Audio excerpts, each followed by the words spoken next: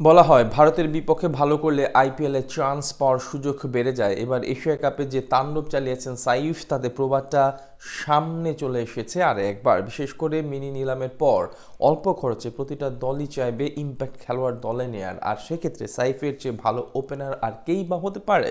Asia কাপে ভারতের 168 রানের চ্যালেঞ্জ তারা করতে নেমে বাংলাদেশ থেমেছিল 127 রানে।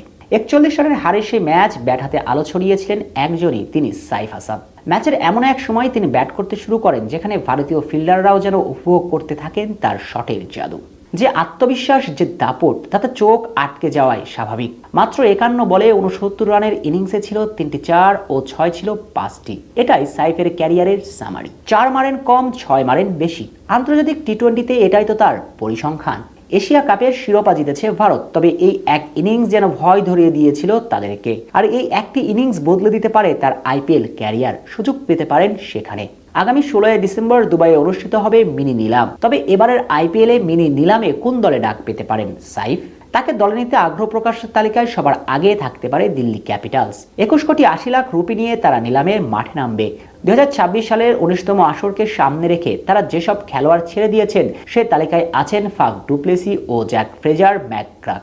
এমন দুজন ওপেনার ছেড়ে দেওয়ার কারণে স্বাভাবিকভাবেই এখন প্রশ্ন আসবে, তবে কি দলে একজন বিশ্বমানের ওপেনার খুঁজবে তারা, নাকি লাগবে ব্যাকআপ ওপেনার? যদি কেএল রাহুলের সাথে একজন বিদেশি বড় নাম খুঁজতে যায় তবে সেটা কঠিন হবে তাদের জন্য। তবে ছোট নাম খুঁজতে গেলে, যার পেছনে বেশি অর্থ খরচ করতে হবে না, এমন নাম খুঁজতে গেলে সাইফ হাসান হতে পারেন সমাধান।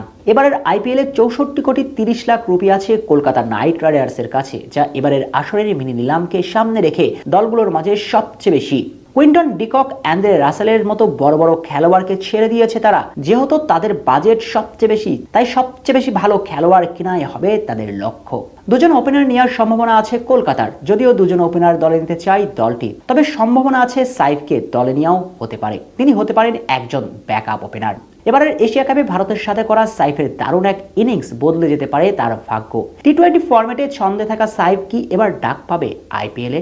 আগামী 16 ডিসেম্বর নিলামে জানা যাবে এই প্রশ্নের উত্তর।